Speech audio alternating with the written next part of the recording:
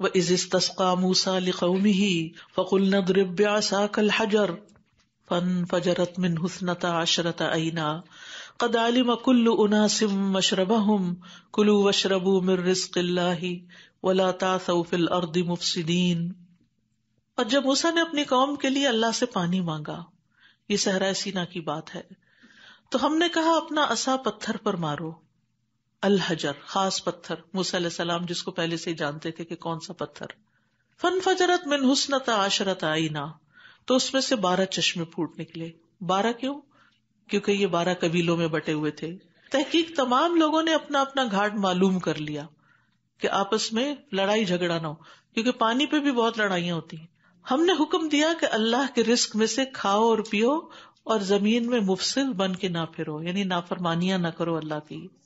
تو بہرحال اللہ سبحانہ وتعالیٰ نے ان کے گناہوں نافرمانیوں کے باوجود ہمیشہ ان کو نوازا اور ان کو دیتا ہی رہا، کبھی مغفرت سے نوازا، کبھی ملک سے نوازا، کبھی من و سلوہ سے نوازا، اور کبھی وافر پانی سے نوازا، لیکن یہ تھے کہ شکر ادا ہی نہیں کرتے تھے۔ یہ بات تو ہم ان کی کر رہے ہیں، لیکن یہ اللہ تعالیٰ نے قرآن مجید میں شروع میں ہی یہ سب کچھ کس لیے رکھ دیا؟ کیونکہ زیادہ تر تو قرآن ہم مسلمان پڑھتے ہیں، ہمارے پاس بھی کتنی نعمتیں ہیں، کتنی نعمتیں ہیں، لیکن ہم ان کے مقابلے میں اللہ کی عبادت اور اطاعت کتنی کرتے ہیں، کتنی اس سے محبت کرتے ہیں، کتنے شوق سے نماز پڑھتے ہیں، کتنی خوشی سے صدقات دیتے ہیں، کتنی خوشی سے دین کو سیکھتے اور سکھاتے ہیں۔ یعنی اللہ کے سارے انعامات کے جواب میں ہمارا رویہ کیا ہے؟ ہمیں یہ سب کچھ مشکل کیوں لگتا ہے؟ اس کو ایک بوجھ کیوں سمجھتے ہیں؟ ہمیں یہ سب کچھ خوشی سے کرنے کے باوجود سوچنا چاہیے حق تو یہ کہ حق ادا نہ ہوا۔ تو بہرحال اللہ تعالیٰ نے بس ان سے یہی مطالبہ کیا تھا، وَلَا تَعْثَوْا فِي الْأَرْضِ مُفْسِدِينَ، کہ تم فسادی بن کے مت پھرو زمین میں، بس یہ نہ کرو، فساد نہ پھیلاؤ۔ اچھا، فساد کا نقصان کس کو ہوتا ہے؟ خود انسانوں کو ہوتا ہے۔ اللہ سبحانہ وتعالیٰ تو اپنے عرش پر ہے، اس کو کیا فرق پڑتا ہے کہ زمین میں لوگ لڑ لڑ کے مر جائیں یا کسی کی زندگی حرام کرے، اس کا کیا نقصان ہے؟ لیکن وہ ہمارے فائدے کی خاطر ہمیں یہ سمجھاتا ہے کہ تم زمین میں فساد نہ کرو، اور فساد ہوتا ہے گناہوں سے، دوسروں کے حق مارنے سے، دوسروں کے ساتھ زیادتی کرنے سے، دوسروں کے حق نہ دینے سے، کیونکہ جب انسان کسی کا حق مارتا ہے تو پھر بگاڑ پیدا، پھر غصہ اور غم پیدا ہوتا ہے، پھر ریٹیلیشن ہوتی ہے، پھر اس کے مقابلے میں اور ظلم ہوتا ہے، پھر ظلم بڑھتا چلا جاتا ہے، حتیٰ کہ بعض اوقات ایک جھگڑا 2 لوگوں کے بیچ میں ہوتا ہے اور اس سے بے شمار لوگ متاثر ہو جاتے ہیں، گھر کے گھر برباد ہو جاتے ہیں۔ یہ میاں بیوی کا جھگڑا کیا ہے؟ یہ صرف 2 لوگوں کی لڑائی ہوتی ہے؟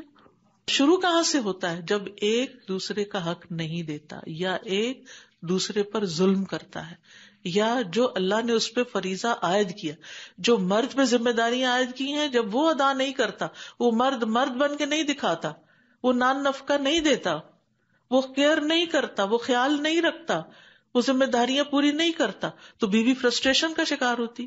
اب ظاہر ہے کہ بیوی فرسٹریشن میں کیا کرتی ہے؟ وہ ہاتھ تو نہیں چلا سکتی، زبان چلاتی، اور زبان چلانے سے کیا ہوتا ہے؟ مرد غصے میں آ جاتا ہے، اور وہ پھر ہاتھ چلانا شروع کر دیتا ہے۔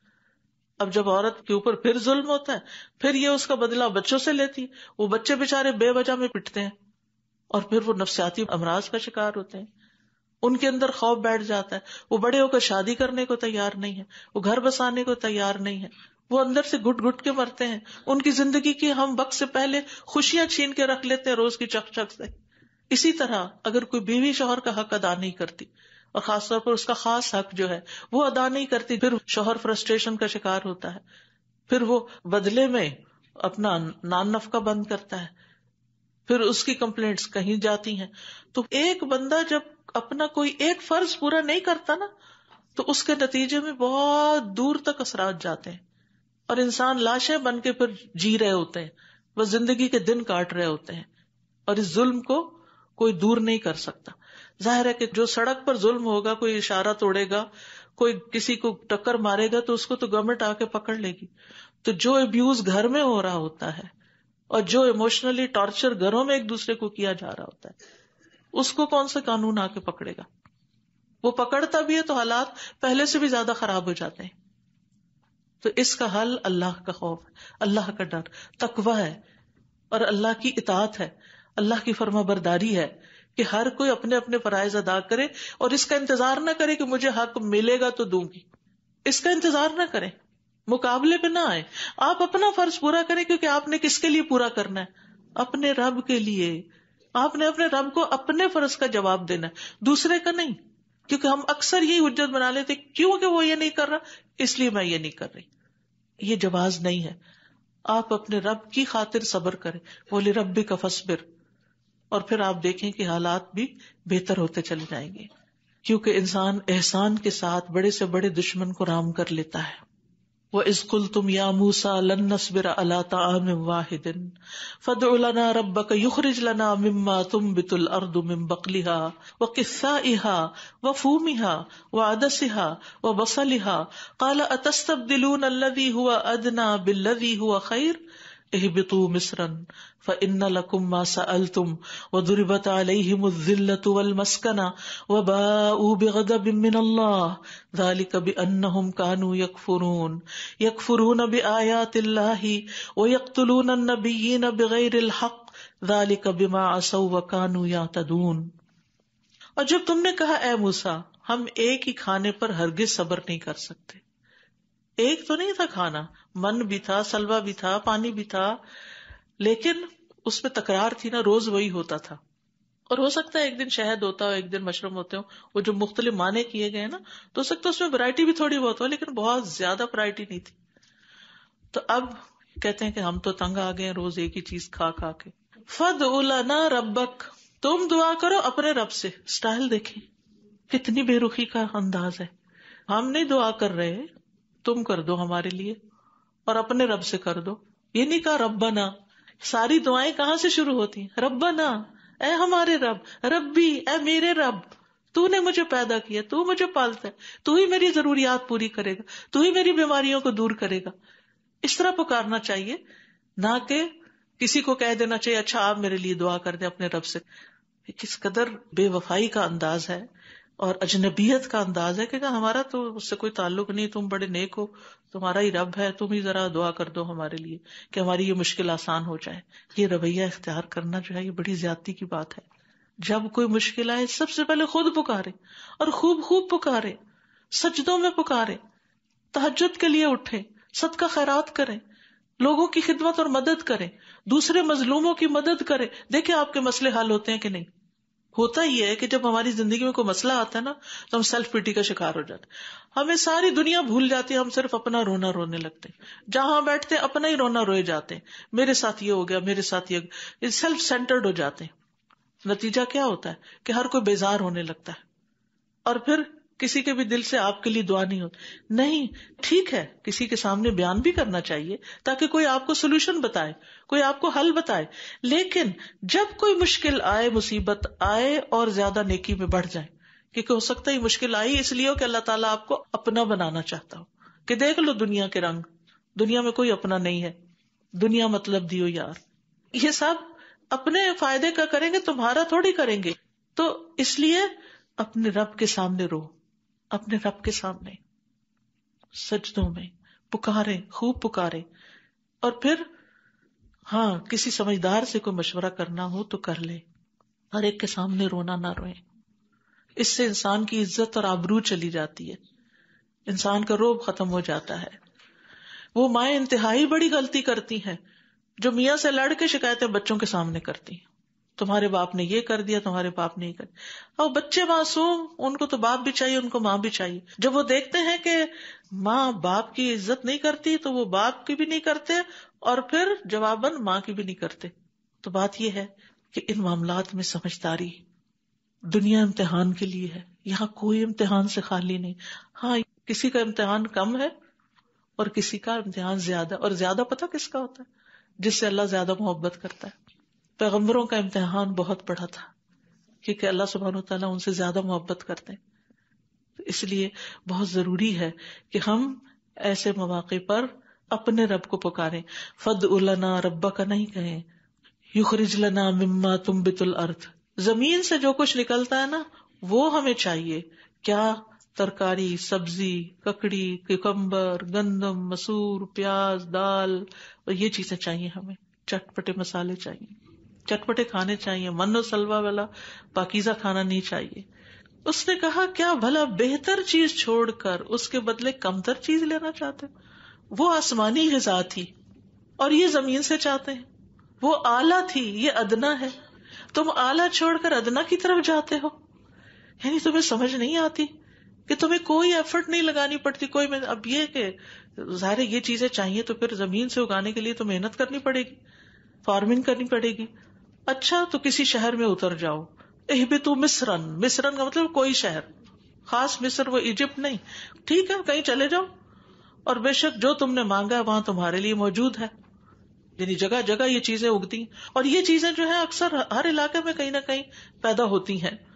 لیکن ہوا کیا جب وہ ان چیزوں کے پیچھے لگ گئے، صرف کھانے پینے کے مزے لینے لگ گئے، اور یہی ان کی زندگی کا مرکز و محور ہو گیا، تو ذلت اور محتاجی ان پر دے ماری گئی اور وہ اللہ کے غضب کے ساتھ پلٹے. یہ اس وجہ سے ہوا کہ بے شک وہ اللہ کی آیات کا انکار کرتے اور نبیوں کو ناحق قتل کر دیتے تھے. اللہ کی آیات کا انکار کرتے اور نبیوں کو قتل کر دیتے. اللہ اکبر. نبی کتنا محترم ہوتا ہے، اس کے مقابلے میں ہمارا اپنے نبی سے کیسا تعلق ہے، کیسی محبت کا، عزت کا، اکرام کا. لیکن بنی اسرائیل کا حال بتایا جا رہا ہے کہ ان کو کوئی نیکی کا حکم دینے والا اور برائی سے روکنے والا پسند نہیں تھا، حتیٰ کہ اس کو سرے سے ہی ختم کر. ایک روایت میں آتا ہے کہ ایک دن میں انہوں نے 40 نبیوں کو مارا، اور اس پر فخر کرتے تھے کہ ہم تو ان کا بھی مقابلہ کر لیتے، ہم تو ان کو کچھ نہیں سمجھتے.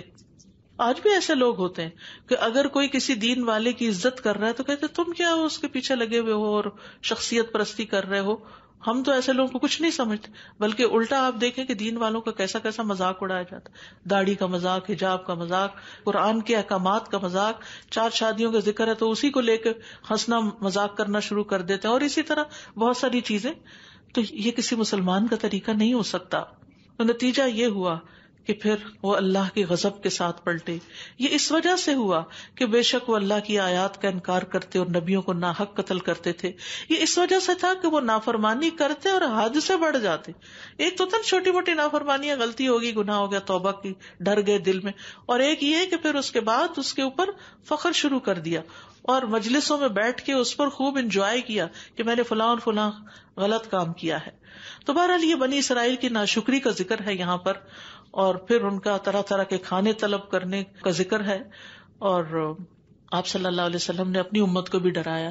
آپ نے فرمایا میری امت کے بدترین لوگ وہ ہوں گے جو نعمتوں میں پالے جائیں گے، طرح طرح کے کھانے اور طرح طرح کے لباس پہنیں گے اور گفتگو میں بے احتیاطی کریں گے. یعنی نعمتیں بہت ہوں گی لیکن زبان سے جو بات نکالیں گے وہ سوچ سمجھ کے نہیں. تو ہمارا دین ہمیں کیا سکھاتا ہے؟ کلو واشربوا ولا تسرفوا. کھاؤ اور پیو، کھانا پینا منع نہیں، لیکن اسراف نہ کرو، کیونکہ انہ لا یحب المسرفین، وہ حد سے بڑھنے والوں سے محبت نہیں کرتا. اگر آپ صرف ٹائم نوٹ کریں اور اس کے مقابلے میں ایکول ٹو عبادات کہ کتنا ٹائم ہے، تو ہم سب جان لیں گے کہ ہم کس چیز میں لگے ہوئے ہیں. بما عصوا وکانوا یعتدون، یہ ان کی نافرمانی اور حد سے بڑھ جانے کی وجہ سے ان کے ساتھ ہوا. پھر فرمایا ان الذین آمنوا والذین ہادوا والنصارى والصابئین من آمن باللہ والیوم الآخر وعمل صالحا فلہم اجرہم عند ربہم ولا خوف علیہم ولا هم يحزنون. بے شک وہ لوگ جو ایمان لائے اور جو یہودی بن گئے اور عیسائی اور صابی، جو بھی اللہ اور یوم آخرت پر ایمان لائے اور نیک عمل کرے، تو ایسے لوگوں کے لیے ان کا اجر ان کے رب کے پاس ہے، اور ان پر نہ کوئی خوف ہوگا اور نہ وہ غمگین ہوں گے. ان الذین آمنوا سے مراد امت محمد صلی اللہ علیہ وسلم ہے، کیونکہ یہ سارے نبیوں پر ایمان لاتے ہیں، ساری کتابوں کو مانتے ہیں، اللہ کو مانتے ہیں، آخرت کو مانتے ہیں، تقدیر کو مانتے ہیں. والذین ہادوا، اس سے مراد یہود کے دین کی طرف جو منسوب ہوئے، جو موسیٰ علیہ السلام کی شریعت ہے. نصارہ، نصران کی جمع ہے جس کا مطلب مددگار ہے، آپس میں ایک دوسرے کے مددگار. عیسیٰ علیہ السلام کی مدد کرنے والے، اللہ کے دین کے لیے ایک دوسرے کے مددگار. انہوں نے کہا تھا نحن انصار اللہ. پھر والصابئین، ان کے بارے میں متعدد اقوال ہیں. بعض کہتے ہیں کہ یہ عیسائیوں کا ہی ایک فرقہ ہے، کچھ کہتے ہیں کہ نہیں یہود کا فرقہ ہے. اور کچھ کہتے ہیں کہ یہ وہ لوگ ہیں جن کا کوئی دین نہیں، کسی بھی دین کو اختیار نہیں کیا، لیکن ایک طرح سے کوئی بہت غلط کام بھی نہیں کرتے تھے. یہاں پر شرط یہ لگا دی گئی کہ جو ایمان لائے گا اللہ پر، یعنی جو اللہ تعالیٰ حکم دے کہ ان کو مانے، والیوم الآخر، آخرت کے دن پر ایمان لائے گا اور اس سے ڈر کے اس کے لیے تیاری کرے گا اور نیک عمل کرے گا. تو یہاں بیسیکلی ایمان پر فوکس ہے اور ایمان اور عمل صالح کا ایک تعلق بتایا گیا ہے. اصل میں اس آیت کا تعلق پچھلی آیات کے ساتھ ہے کہ وہاں پر یہود کی بدعملیوں اور سرکشیوں کی بنا پر بتایا گیا کہ ان کے لیے ذلت اور رسوائی اور جو بھی پیچھے آپ آیت میں پڑھ چکے ہیں، اور یہاں پر وضاحت کی گئی کہ نجات کا دار و مدار جو ہے وہ ایمان اور عمل صالح پر ہے، اور خاص طور پر، یہ ساری تفصیلات نہیں بتائیں، خاص طور پر اللہ اور آخرت کے دن پر ایمان کا ذکر ہے. اور نیک اعمال جو ہیں وہ ایمان کا حصہ بھی ہیں، لیکن اس کے ساتھ ساتھ الگ طور پر بھی خصوصیت کے ساتھ عمل صالح کا ذکر کیا گیا تاکہ لوگ اس کی طرف توجہ کریں. پھر فرمایا وَإِذْ أَخَذْنَا مِيثَاقَكُمْ وَرَفَعْنَا فَوْقَكُمُ الطُّورَ خُذُوا مَا آتَيْنَاكُمْ بِقُوَّةٍ وَاذْكُرُوا مَا فِيهِ لَعَلَّكُمْ تَتَّقُونَ. اور جب ہم نے تم سے پختہ عہد لیا اور طور پہاڑ کو تمہارے اوپر اٹھایا اور حکم دیا کہ مضبوطی سے پکڑ لو اس کو جو ہم نے تمہیں دیا ہے قوت کے ساتھ، اور جو اس میں لکھا ہے اسے یاد رکھو تاکہ تم بچ جاؤ. یہاں پر اللہ سبحانہ وتعالی میثاق کا ذکر کر رہے ہیں. میثاق کہتے ہیں بھاری اور تاکیدی عہد. وثاق سے ہے، وثاق ایسی رسی کو کہتے ہیں جس کے ساتھ قیدی کو باندھا جاتا ہے. اور طور سے مراد مشہور پہاڑ ہے. ویسے طور ہر پہاڑ کو بھی کہا جاتا ہے جس پر سبزہ اگتا ہو، تو یہاں ایک مخصوص پہاڑ کی طرف اشارہ ہے. وہ یہ تھا کہ اس کو اکھاڑ کر بنی اسرائیل کے اوپر معلق کر دیا گیا تھا اور کہا گیا تھا کہ جو ہم نے تمہیں دیا ہے، یعنی تورات وغیرہ جو موسیٰ علیہ السلام لے کر آئے ہیں، اس کو مضبوطی سے پکڑ لو. اور مضبوطی سے پکڑنے کا مطلب کیا ہے کہ اس کو اپنی زندگی کا حصہ بناؤ، اس سے غافل نہ ہو. وَاذْكُرُوا مَا فِيهِ، اور جو کچھ اس میں ہے اس سب کو یاد کرو اور اس پر عمل بھی کرو. وَاذْكُرُوا، ذکر جیسے آتا ہے وَلَقَدْ يَسَّرْنَا الْقُرْآنَ لِلذِّكْرِ فَهَلْ مِن مُدَّكِرٍ، ہم نے قرآن کو نصیحت کے لیے آسان کر دیا ہے، تو کیا ہے کوئی جو اس سے نصیحت حاصل کرے. تو للذکر، ذکر کا مطلب ہے یاد دہانی. قرآن یاد دہانی کراتا ہے. اور یاد دہانی کس چیز کی کرائی جاتی ہے؟ جس کو انسان بھول جاتا ہے. ہم بھولنے والے لوگ ہیں. ہم نے رمضان میں سارا قرآن پڑھا لیکن بہت سی باتیں پڑھ کر پھر بھول گئے. اب دوبارہ پڑھ رہے ہیں، دوبارہ پھر یاد آ رہا ہے، کچھ عرصے کے بعد پھر ذہن سے چیزیں اتر جائیں گی. اس لیے قرآن ایسی کتاب ہے جو بہت زیادہ پڑھی جاتی ہے، یعنی بار بار اس کو پڑھتے رہنا چاہیے. اور قرآن کو قرآن کہا بھی اس لیے جاتا ہے کیونکہ اس کو سب سے زیادہ پڑھا جاتا ہے فولان کے وزن پر. ثم تولیتم من بعد ذلک فلولا فضل اللہ علیکم ورحمتہ لکنتم من الخاسرین. پھر اس عہد کے بعد تم پھر گئے، پس اگر تم پر اللہ کا فضل اور اس کی رحمت نہ ہوتی تو تم ضرور خسارہ پانے والوں میں سے ہو جاتے. ثم تولیتم، یعنی پھر تم نے روگردانی کی اور اللہ سبحانہ تعالیٰ کی اطاعت سے پیٹ پھیر کر چلے گئے. یعنی تم نے وعدہ کیا، جب پہاڑ سر پہ تھا تو وعدہ کر لیا، سجدے میں گر گئے کہ اللہ معاف کر دے، اب تو ہم آج کے بعد بالکل اس کتاب کو نہیں چھوڑیں گے. لیکن پھر کیا ہوا؟ ہمارا حال بھی تو یہ ہوتا ہے نا، جب کوئی مصیبت آتی ہے تو ہم نمازیں بھی شروع کر دیتے ہیں، ہم اور بھی بہت کچھ کرنے لگتے ہیں اور اللہ سے معافیاں مانگتے ہیں کہ اب ہم دوبارہ یہ غلط کام نہیں کریں گے جس کی وجہ سے پکڑ آئی ہے. لیکن پھر جب وہ حالات اچھے ہوتے ہیں پھر بھول جاتے ہیں. فرمایا کہ اگر اللہ کا فضل اور اس کی رحمت تم پر نہ ہوتی تو پھر تم بھی خسارہ پاتے، یعنی دنیا اور آخرت دونوں میں. وَلَقَدْ عَلِمْتُمُ الَّذِينَ اعْتَدَوْا مِنْكُمْ فِي السَّبْتِ فَقُلْنَا لَهُمْ كُونُوا قِرَدَةً خَاسِئِينَ. اور یقیناً جان لیا تم نے ان لوگوں کو جنہوں نے تم میں سے ہفتے کے دن زیادتی کی تھی، تو ہم نے ان سے کہا کہ تم بندر ہو جاؤ، ذلیل ہونے والے. ہفتے کا دن بنی اسرائیل کے لیے ایک سیکرڈ دن تھا، ایک مقدس دن تھا، چھٹی کا دن تھا، اور اس دن ان کو کسی بھی قسم کے کام سے منع کیا گیا تھا. لیکن اللہ تعالیٰ نے ان کی آزمائش کی کہ بھلا یہ اللہ کے حکم پر عمل کرتے ہیں یا نہیں. کیونکہ ان کے لیے کام کاج حرام کیا گیا تھا، شکار بھی حرام کیا گیا تھا، اور کہا گیا تھا کہ اس دن صرف عبادت کرنی ہے. ہمیں تو جمعے کا دن دیا گیا اور اس میں عبادت بھی ہے اور کام بھی ہے کہ جب جمعہ پڑھ لو تو نکل جاؤ، زمین میں پھیل جاؤ اور اپنا رزق تلاش کرو. ہوا یہ کہ اللہ تعالیٰ نے ایک ایسی بستی کو جو سمندر کے کنارے تھی، جن کا کام مچھلیاں پکڑنا تھا، تو ان کو روک دیا کہ ہفتے کے دن مچھلیاں نہیں پکڑنا. اور ہوتا یہ تھا کہ مچھلیاں بھی ہفتے ہی کے دن زیادہ اوپر اچھل کر نظر آتی، جو ہی ہفتہ چلا جاتا مچھلیاں بھی نیچے چلی جاتی. تو انہوں نے کیا کیا، ایک ہیلا کیا، چال چلی کہ جمعہ کے دن جال بچھا دیتے، ہفتے کے دن جو تیرتی مچھلیاں آتی اس میں پھنس جاتی، اور وہ اتوار کے دن اس کو نکال لیتے. اور کیا کہتے کہ ہم نے تو ہفتے کے دن کچھ کیا ہی نہیں. بہرحال اللہ سبحانہ تعالیٰ کے ساتھ اس قسم کی ہیلا سازی جو ہے وہ بہت بڑا جرم ہے. تو اللہ سبحانہ تعالیٰ ان سے سخت ناراض ہوا. فَقُلْنَا لَهُمْ كُونُوا قِرَدَةً خَاسِئِينَ، ہم نے کہا کہ تم پھر ذلیل بندر بن جاؤ. یعنی بنی اسرائیل پر مسخ کا عذاب ہے، ان کی شکلیں بدل کر بندر کی طرح بنا دی گئیں. اور یہ یاد رکھیے کہ حدیث میں آتا ہے رسول اللہ صلی اللہ علیہ وسلم نے فرمایا، اللہ نے جب تورات نازل کی اس وقت سے روئے زمین پر بسنے والی کسی قوم، کسی نسل، کسی امت اور کسی بستی والوں کو آسمانی عذاب سے ہلاک نہیں کیا، البتہ ایک گاؤں والوں کو بندروں کی شکلوں میں مسخ کر دیا گیا تھا.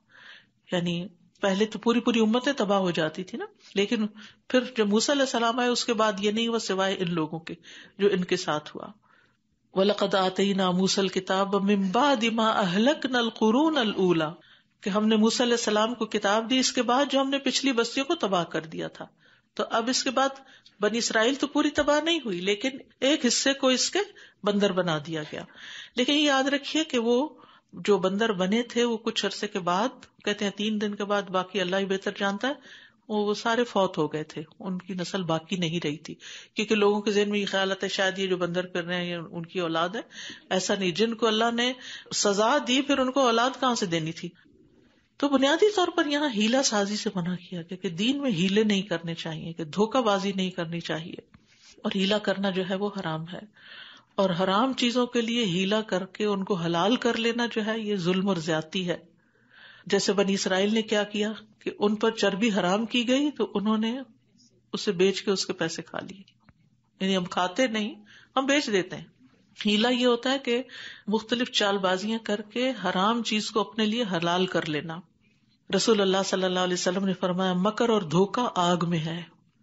یعنی چال بازیاں، سازشیں اور دھوکے جو دوسرے کو بے وقوف بنانا یہ بہت ڈینجرس ہے. رسول اللہ صلی اللہ علیہ وسلم نے فرمایا رات دن کا نظام ختم نہیں ہوگا حتیٰ کہ میری امت کے کچھ لوگ شراب پیئیں گے لیکن اسے اس کے نام کے سوا دوسرے نام سے پکاریں گے، یعنی اور نام رکھ کے اس کو پی جائیں گے. فَجَعَلْنَاهَا نَكَالًا لِمَا بَيْنَ يَدَيْهَا وَمَا خَلْفَهَا وَمَوْعِظَةً لِّلْمُتَّقِينَ، پھر ہم نے اس قصے کو اس کے سامنے کے لوگوں کے لیے اور اس کے بعد میں آنے والوں کے لیے عبرت اور تقوی والوں کے لیے واعظ اور نصیحت بنا دیا. یعنی اس قصے کو ہم نے عبرت کا ذریعہ بنا دیا، یعنی اگلوں پچھلوں کے لیے، اور نصیحت تو صرف متقی ہی حاصل کرتے ہیں. تقوی کے بغیر انسان نہ قرآن سے فائدہ اٹھا سکتا ہے، اللہ کے ڈر کے بغیر کائنات کی نشانیوں سے یا لوگوں پر آنے والے امتحانوں سے انسان کوئی سبق نہیں لیتا اور وہی غلطیاں دہراتا ہے جو دوسروں نے کی. پھر فرمایا وَإِذْ قَالَ مُوسَىٰ لِقَوْمِهِ إِنَّ اللَّهَ يَأْمُرُكُمْ أَن تَذْبَحُوا بَقَرَةً قَالُوا أَتَتَّخِذُنَا هُزُوًا قَالَ أَعُوذُ بِاللَّهِ أَنْ أَكُونَ مِنَ الْجَاهِلِينَ. اور جب موسیٰ نے اپنی قوم سے کہا بے شک اللہ تمہیں حکم دیتا ہے کہ تم ایک گائے ذبح کرو، وہ بولے کیا تم ہم سے مذاق کرتے ہو؟ موسیٰ نے کہا میں اس بات سے اللہ کی پناہ مانگتا ہوں کہ میں جاہلوں میں سے ہوں. اصل میں بنی اسرائیل میں ہوا یہ کہ ایک امیر شخص تھا، اس کا صرف دی اونلی وارث جو تھا اس کا بھتیجا تھا. کہ obviously وارث تو انسان جب ہوتا ہے جب مال والا خود فوت ہو جائے، تو وہ اس کی بڑی لمبی عمر ہو گئی، تو بھتیجا تنگ آ گیا کہ یہ تو مرتا ہی نہیں، اس کو مار ڈالو. تو اس نے مال کے لالچ میں چچا کو مارا اور مار کے اپنے دشمن قبیلے کے علاقے میں جا کے لاش پھینک آیا اور پھر چال بازی شروع کر دی. چچا کو کس نے مارا، چچا کو کس نے مارا، ڈھونڈتے ڈھونڈتے ایسے دھوکے کے ساتھ اس علاقے میں گیا اور کہا انہوں نے ہی مارا ہے، اور ان سے دیت کا مطالبہ کر لیا کہ اس کو مارنے کے پیسے دو مجھے. تو وہ موسیٰ علیہ السلام کے پاس آئے اور انہوں نے کہا کہ یہ ہمارے ساتھ زیادتی ہو رہی ہے، ہم نے نہیں کیا. بہرحال دونوں فریق ایک دوسرے کے اوپر الزام تراشی کرنے لگے. اب اس کا حل اللہ تعالیٰ نے یہ بتایا کہ یہ گائے ذبح کریں اور اس کا ایک ٹکڑا جو ہے وہ اس مقتول کی لاش پہ مارے، اور پھر اس طرح وہ زندہ ہو کے بتائے گا کہ کس نے مارا تاکہ یہ جھگڑا ختم ہو. بہرحال جب موسیٰ علیہ السلام نے اپنی قوم سے کہا کہ اللہ تمہیں حکم دیتا ہے گائے ذبح کرو، تو انہوں نے کہا تم ہم سے مذاق کر رہے ہو، ہمارا مذاق اڑا رہے ہو، ہم گائے ذبح کریں؟ کیونکہ گائے ان کے نزدیک بڑی مقدس تھی. آپ کو معلوم ہے صحرائے سینا میں سامری نے کیا کیا تھا ان کے لیے؟ بچڑا معبود بنا دیا. تو ہم اپنے معبود کو ذبح کریں؟ یہ تو بڑی عجیب بات ہے ان کے نزدیک. اصل میں اللہ تعالیٰ ان کا امتحان بھی لے رہا تھا. تو بہرحال اب ہوا یہ کہ قالوا تتخذنا ہزوا قال اعوذ باللہ ان اکون من الجاہلین. موسیٰ علیہ السلام کا جواب بڑا سخت تھا. کہنے لگے کہ میں اللہ کی پناہ لیتا ہوں اس سے کہ میں جاہلوں والے کام کروں. نبی کسی کا مذاق نہیں اڑایا کرتے. کوئی سنجیدہ سمجھدار انسان، کوئی نوبل اور ریسپیکٹیبل انسان کسی دوسرے کا مذاق نہیں اڑاتا. مذاق اڑانا کسی کا، کسی پہ ہنسنا، کسی کے عیب نکالنا، کسی کو منہ چڑھانا، کسی کو گالیاں بکنا، یہ سب جہالت کی باتیں ہوتی ہیں. تو انہوں نے کہا کہ تم مجھے جاہل سمجھتے ہو، میں اللہ کی پناہ لیتا ہوں کہ میں کبھی بھی ایسا کوئی کام کروں کہ میں جاہلوں میں شمار ہوں. یعنی ایک نبی کی شایان شان نہیں. اسی طرح جو لوگ نبی کی سچی پیروی کرتے ہیں سنت کی، وہ بھی مذاق نہیں اڑاتے. لیکن افسوس کے ساتھ دیکھتی کہ بعض مائیں بچوں کا مذاق اڑا رہی، بچوں کی کسی چھوٹے پہ ہنس رہی ہوتی ہیں، ان کو چڑھا رہی ہوتی ہیں. یہ کوئی کھیلنے کی جگہ ہے؟ یعنی کیا سکھا رہے ہیں ہم ان کو؟ آپ دیکھیں بلنگ جو ہے کتنی بڑی مصیبت ہے. اس سے بہت سے بچے کرش ہو جاتے ہیں مینٹلی، اور ان کی ساری صلاحیتیں ماری جاتی ہیں صرف اس وجہ سے کہ دوسرے بچے ان کو بلی کر رہے ہوتے ہیں. تو یہ بلنگ جو ہے کوئی پیغمبر نہیں کر سکتا. اور ہمیں بھی اپنے بچوں کو سکھانا چاہیے، دفاع تو سکھانا چاہیے کہ کوئی کرے تو تم نے کیا کرنا ہے، لیکن تم نے کسی کے ساتھ نہیں کرنا، تم نے جواباً بھی یہ کام نہیں کرنا. یہ جاہلوں کا کام ہے. اور اگر پڑھے لکھے لوگ یہ کام کرنے لگے تو پھر آپ سوچئے کہ اس قوم کا کیا حال ہوگا، اور اس کا اخلاقی دیوالیہ نکل جائے. اور یہ اخلاق کے سخت منافی. پیغمبر جو ہوتے ہیں وہ اخلاق کے کس درجے پر ہوتے ہیں؟ اعلیٰ ترین. وَإِنَّكَ لَعَلَىٰ خُلُقٍ عَظِيمٍ، اعلیٰ ترین درجے پر ہیں آپ اخلاق کے. تو جو اخلاق کے اعلیٰ درجے پر ہوگا وہ تو کسی کی طرف دیکھ کے اشارہ بھی نہیں کرے گا. ایک دفعہ امام بخاری کسی سے حدیث سن رہے تھے اور وہ نابینا تھے. ان کے پڑھنے کا انداز ایسا تھا کہ جس سے امام بخاری کے منہ پہ اسمائل آ گئی. اب چونکہ وہ دیکھ نہیں رہے تھے تو ان کو بڑا فکر ہوا کہ میں ان پہ ہنسا ہوں، یعنی کہ دل ہی دل میں، یہ نہیں کہ کوئی کھلکھلا کیسے، صرف مسکراہٹ آئی. تو اس پر انہوں نے ان سے معافی مانگی. انہوں نے کہا کہ آپ مجھے معاف کر دیں، آپ حدیث پڑھ رہے تھے اور میں آپ کو دیکھ کے مسکرا گیا تھا، جو اگر آپ مجھے دیکھتے تو شاید آپ کو اچھا نہ لگتا. اس کو کہتے ہیں تقویٰ. اسی طرح بعض اوقات ہم کوئی چیز دیکھ رہے ہوتے ہیں، کوئی سن رہے ہوتے ہیں، کسی کا میسج سن رہے ہوتے ہیں اور ساتھ ساتھ مذاق اڑا رہے ہوتے ہیں، یا اس کو بے وقوف یا اور اس طرح کے نام دے رہے ہوتے ہیں. یہ بھی اچھا اخلاق نہیں ہے. اگر وہ ہمارے سامنے ہو اور بات کر رہا تو ہم یہ کہنے کی جرات نہ کریں. تو جو اعلیٰ اخلاق والے لوگ ہوتے ہیں وہ رسپیکٹ کرتے بھی ہیں اور کرواتے بھی ہیں. یہ بد اخلاقی کا ماحول ہمیں ختم کرنا چاہیے اور اس کی ابتدا اپنے آپ سے کرنی چاہیے.